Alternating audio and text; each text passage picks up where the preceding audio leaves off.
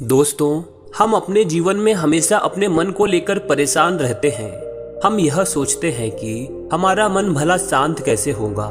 हमारे मन में तो तरह तरह के विचार चलते रहते हैं। हम काम कुछ और करना चाहते हैं, लेकिन हमारा मन हमसे कुछ और ही काम करवा लेता है। इससे पहले कि आप अपने मन को शांत करने का प्रयास करें, यह जानना जरूरी है कि मन का व्यवहार शांत होने वाला है ही नहीं।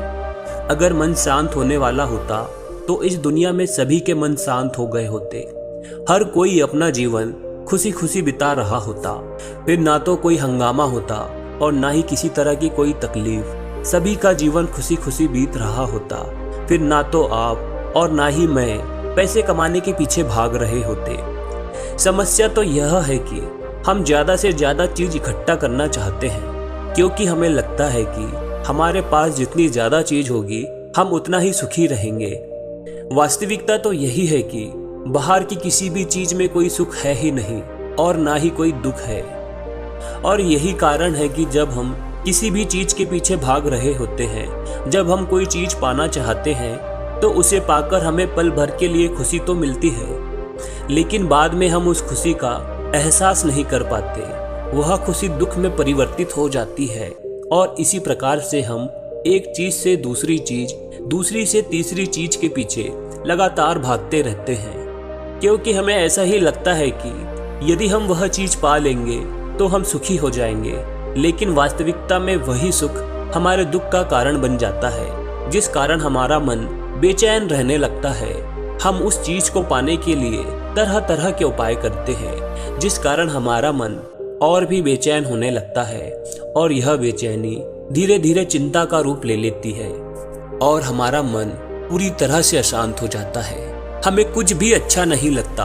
हमें लगता है कि जो कुछ भी हमने मांगा था उसका उल्टा हो रहा है, सब कुछ हमारे विपरीत जा रहा है। और फिर हम अपने मन को शांत करने के लिए ध्यान करना शुरू करते हैं, क्योंकि ध्यान ही वह एक मार्ग है जो हमें ज्ञान की ओर ले जाता है।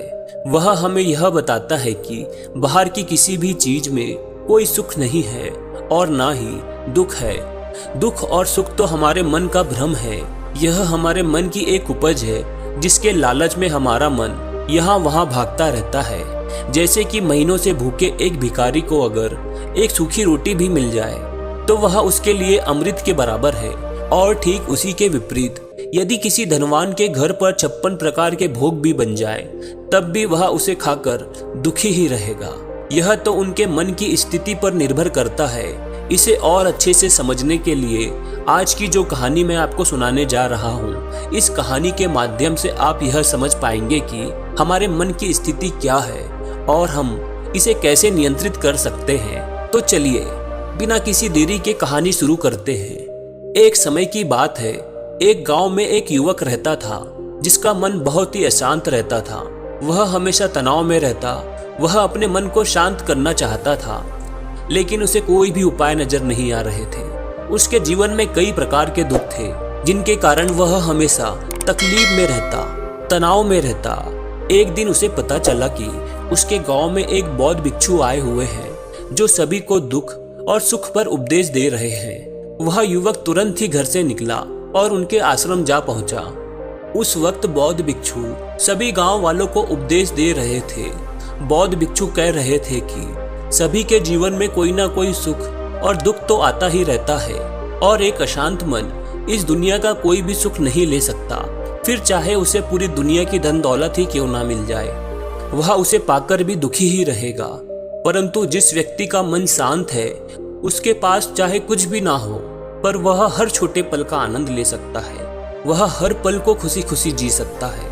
इस दुनिया का और इस जीवन का परम सुख भी प्राप्त कर सकता है। इतना कहकर उन बौद्ध भिक्षु ने अपना प्रवचन समाप्त कर दिया और वापस आश्रम की ओर लौट गए। वह व्यक्ति भी उनके पीछे पीछे आश्रम पहुंच गया और उस व्यक्ति ने उन बौद्ध भिक्षु से कहा, हे गुरुवर, अभी कुछ देर पहले आप उपदेश दे रहे थे कि एक शांत मन हर पल का आनंद ले पाता है, हर पल को सुखी सुखी जी पाता है। लेकिन इस दुनिया में सभी के पास मन है और सभी के मन अशांत है, तो ऐसे में भला अपने जीवन को कोई सुखी सुखी कैसे जी सकता है। इस दुनिया में शांत मन किसी के पास नहीं है, मेरे पास भी एक ही मन है और वह भी शांत नहीं है। गुरुदेव, क्या आप बता सकते हैं कि मैं अपने इस मन को शांत कैसे करूं? बौद्ध भिक्षु ने उस व्यक्ति को ध्यान के बारे में समझाया, ध्यान के फायदे बताए और उसे कहा, बेटा, ध्यान करने से हमारा मन शांत हो जाता है। हम विचारों के दलदल से बाहर आने लगते हैं। हमारे जीवन में सुख उत्पन्न होने लगता है। यदि तुम अपने जीवन में सुखी होना चाहते हो, अपने मन के विचारों के दलदल से बाहर निकलना चाहते हो, तो तुम्हें ध्यान करना चाहिए। तुम्हें ध्यान का अभ्यास करना चाहिए, क्योंकि यही वह मार्ग है जो तुम्हारे मन को शांत कर सकता है, सही राह पर ला सकता है। युवक ने उन बौद्ध भिक्षु की बात मान ली। उस व्यक्ति ने उन बौद्ध भिक्षु को प्रणाम किया और वापस घर चला गया। और घर पहुंचने के बाद उसने ध्यान करना शुरू किया और रात भर ध्यान करता रहा, लेकिन उसे कोई लाभ नहीं हुआ। इस कारण वह अगली सुबह फिर से उन बौद्ध भिक्षु के पास जा पहुंचा और उन बौद्ध भिक्षु से कहता है कि आपके कहे अनुसार मैंने रात भर ध्यान किया, लेकिन मुझे कोई लाभ नहीं हुआ। मेरा मन तो अभी भी अशांत है। आप कह रहे थे कि ध्यान करने से हमारा मन शांत हो जाता है। तभी वह बौद्ध भिक्षु उस व्यक्ति से कहते हैं, ध्यान कोई एक बार करने की चीज नहीं है, यह तो अभ्यास है और धीरे धीरे समय के साथ मन शांत होता जाएगा। इस पर वह व्यक्ति कहता है, गुरुवर, मेरे पास इतना समय नहीं है। मुझे कोई ऐसा मार्ग बताइए जिससे जल्दी जल्दी मेरा मन शांत हो जाए और मैं सुखी सुखी अपना जीवन जीने लग जाऊं। ऐसे तो मेरा बहुत समय बर्बाद हो जाएगा।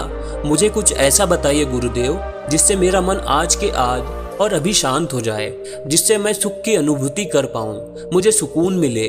उस व्यक्ति की यह बात सुनकर बौद्ध भिक्षु मुस्कुराने लगे और उस व्यक्ति से कहा, बेटा, मेरे पास तुम्हारे लिए कुछ ऐसा है जिससे तुम्हारा मन अभी के अभी शांत हो जाएगा। इतना कहकर वह बौद्ध भिक्षु अपने आश्रम में गए और अंदर से एक घड़ा लेकर आए और वह घड़ा उस व्यक्ति को थमाते हुए कहते हैं, जो पास में नदी बह रही है, उस नदी से इस घड़े में पानी भरकर ले आओ। उन बौद्ध भिक्षु के इतना कहने के बाद उस व्यक्ति ने वह घड़ा हाथ में ले लिया और नदी की तरफ जाने लगा। वह चलते चलते मन ही मन सोच रहा था कि लगता है यह गुरु पागल है, इन्हें कुछ नहीं पता। भला यह घड़ा मेरे जीवन में शांति कैसे ला सकता है, यह मेरे मन को शांत कैसे कर सकता है। लेकिन उसके पास और कोई रास्ता नहीं था, जिस कारण उसने घड़ा लिया और पास वाली नदी के पास पहुंच गया। उसने उस नदी में से उस घड़े में पानी भरना शुरू किया, लेकिन जैसे ही उस व्यक्ति ने उस घड़े को नदी से बाहर निकाला तो उसमें से पानी तेजी से बाहर की ओर बहने लगा।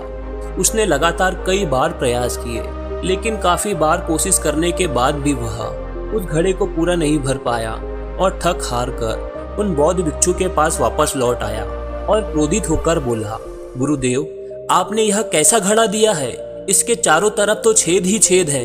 भला मैं इसमें पानी कैसे भरकर ला सकता हूँ? जब भी मैं पानी भरता हूँ, इस घड़े के छेद से सारा पानी बाहर निकल जाता है। तभी वह बौद्ध भिक्षु उस युवक को शांत करते हुए कहते हैं, बेटा, शांत हो जाओ, मैं तुम्हारे प्रश्नों का ही तो जवाब दे रहा हूँ, और यदि तुम क्रोधित अवस्था में इस जवाब को सुनोगे तो इसे समझना तुम्हारे लिए और भी मुश्किल हो जाएगा। अब मेरी बात समझने का प्रयास करो। यह जो घड़ा मैंने तुम्हें दिया है, इसे अपना मन समझो। मन केवल दो ही प्रकार से शांत हो सकता है, या तो तुम उसे पूरा भर दो और उसमें कुछ भी आने जाने की जगह ना बचे। क्या तुम इस घड़े को इस प्रकार भर सकते हो? इस पर वह व्यक्ति कहता है, गुरुवर, मैं इस घड़े को पूरी तरह से नहीं भर सकता, क्योंकि मैं जब भी इसमें पानी भरता हूँ, सारा पानी तो छेद से बाहर निकल जाता है। बौद्ध भिक्षु ने कहा, हम भी अपने मन को कभी नहीं भर सकते। हम जितना इसमें डालते जाएंगे, वह सब कुछ हमारे शरीर के द्वारा बाहर आता रहेगा। फिर चाहे वह क्रोध हो, प्रेम हो या फिर दया, हम जो भी अपने अंदर आने देते हैं, वही हमारे अंदर से बाहर भी जाता है। और इसलिए मैंने तुम्हें यह छेदों वाला घड़ा दिया। यह हमारे मन के जैसा ही है, और जब हम इस मन को बस भरना चाहते हैं, तब हम अपना समय बेकार कर रहे होते हैं। क्या तुमने एक पल के लिए भी यह नहीं सोचा कि इसी प्रकार तो तुम अपने मन को भी भरने में लगे हुए हो? क्या इससे तुम्हारा समय बर्बाद नहीं हो रहा? क्या इससे तुम्हारा जीवन बर्बाद नहीं हो रहा? क्योंकि जिस भी चीज से तुम अपने मन को भरोगे, वह तो बाहर निकल ही जाएगी। उस व्यक्ति को अपनी गलती का एहसास हुआ। वह तुरंत उन बौद्ध भिक्षु के चरणों में गिर गया और उन बौद्ध भिक्षु से कहता है, गुरुवर, आपने सच कहा। मैंने कभी भी इसके बारे में नहीं सोचा कि मैं अपना जीवन अपने आप ही बर्बाद कर रहा हूँ। मैं तो अब तक इस बात से अनजान था, लेकिन आज आपने मेरी आंखें खोल दी। परंतु गुरुवर, अगर यह मन को पूरी तरह से भरने का पहला तरीका मन को शांत नहीं कर सकता, तो मन को शांत करने का दूसरा तरीका कौन सा है? गुरुवर मुस्कुराते हुए उस व्यक्ति से कहते हैं, दूसरा तरीका है कि अपने मन को पूरी तरह से खाली कर दो। इस पर वह व्यक्ति कहता है, गुरुवर, आप ही मुझे बताइए कि मैं अपने मन को खाली कैसे कर सकता हूँ। बौद्ध भिक्षु कहते हैं, बेटा, यह तो बहुत ही सरल है। बाहर का कूड़ा अपने भीतर मत जाने दो। इस प्रकार तुम्हारा मन अपने आप ही खाली हो जाएगा। वह व्यक्ति कुछ देर सोच विचार करने के बाद बौद्ध भिक्षु से कहता है, गुरुदेव, यह कैसे संभव है? जो भी हम देखते हैं, सुनते हैं, वह हमारे मन के अंदर ही तो जाता है, वह हमारे भीतर की ओर ही तो जाता है। फिर मैं उसे कैसे रोक सकता हूँ? इस पर वह बौद्ध भिक्षु मुस्कुराने लगे और उस व्यक्ति से कहते हैं, बेटा, मैं तुम्हें यही तो समझाने का प्रयास कर रहा हूँ। मन को केवल ध्यान से ही जीता जा सकता है और एक दिन ध्यान करने से कुछ नहीं होने वाला। हमें इसके लिए समय देना होगा, हमें इसके लिए धैर्य रखना होगा, इसका निरंतर अभ्यास करना होगा। आगे बौद्ध भिक्षु उस व्यक्ति से कहते हैं, बेटा, क्या तुम्हें प्यास लगी है? युवक कहता है, हाँ गुरुवर, मुझे बहुत जोरों की प्यास लगी है। तब उन बौद्ध भिक्षु ने उस व्यक्ति को पानी पिलाया और कहा, यह लो, पानी पी लो, इससे तुम्हारी प्यास बुझ जाएगी। लेकिन मुझे एक बात बताओ, क्या आज पानी पी लेने से फिर तुम्हें कभी प्यास नहीं लगेगी? तुम फिर कभी पानी नहीं मांगोगे? इस पर वह व्यक्ति कहता है, गुरुवर, आप कैसी बातें कर रहे हैं? पानी तो हमारे जीवन का महत्वपूर्ण हिस्सा है, इसके बिना तो हम मर जाएंगे। और आप कह रहे हैं कि आज पानी पी लो और इसके बाद मैं कभी पानी ही ना पीऊं। यह भला कैसे संभव है? प्यास तो हमें रोज आती है और रोज हम पानी पीते हैं, इसके बिना तो हम मर जाएंगे। तब बौद्ध भिक्षु मुस्कुराते हुए उस व्यक्ति से कहते हैं, ठीक इसी प्रकार एक दिन के ध्यान से हमारा मन शांत नहीं हो सकता। उसे भी रोज भूख लगती है और उसे रोज रोज हमें आहार भी देना पड़ता है, उसे रोज रोज पानी पीने की जरूरत पड़ती है। और ठीक उसी प्रकार हमें हर दिन ध्यान करने की भी जरूरत पड़ती है। और जब हम निरंतर ध्यान करते हैं, इसका अभ्यास करते हैं, तो देखते ही देखते हमारे मन की भूख शांत होने लगती है और एक समय पर हमारा मन सारे विचार उत्पन्न करना बंद कर देता है। वह कुछ भी ग्रहण नहीं कर पाता और जो कोई भी विचार हमारे भीतर होते हैं, वह विचार देखते ही देखते समाप्त हो जाते हैं और इसी प्रकार हमारा मन शांत होने लगता है। आगे वह बौद्ध भिक्षु उस व्यक्ति से कहते हैं, बेटा, तुम ही तो कह रहे थे कि तुमने रात भर ध्यान किया, लेकिन उसके बाद भी तुम्हारा मन शांत नहीं हो रहा। बेटा, तुम चाहो तो 1 घंटे के लिए ध्यान कर सकते हो, चाहे तो पूरा दिन भर तुम ध्यान करो, लेकिन इसका लाभ भी तुम्हें उतना ही मिलेगा। मान लो तुम 1 दिन के लिए ध्यान करते हो, तो इससे तुम्हारे मन को भी शांति केवल कुछ समय के लिए ही मिलेगी। यह हो सकता है कि वह 1 घंटे के लिए शांत रहे या फिर केवल कुछ क्षणों के लिए, लेकिन वह शांत अवश्य होगा। लेकिन जैसे ही उसे फिर से भूख लगेगी, वह फिर से अशांत हो जाएगा और फिर से यहाँ वहाँ भागने लगेगा, अपने विचारों की तलाश में आगे बढ़ेगा, क्योंकि उसे भी तो भूख लगी है, उसे भी तो खाना चाहिए, उसे भी तो पानी चाहिए। जैसे कि जब तुम्हें भूख लगती है, तुम अशांत हो जाते हो, क्योंकि तुम्हें भोजन चाहिए, पानी चाहिए, ताकि तुम अपने पेट की भूख को शांत कर सको और तुम्हें शांति मिले। इस पर वह व्यक्ति कहता है, आप सत्य कहते हैं, मैं ही गलत था, मेरी ही गलती है।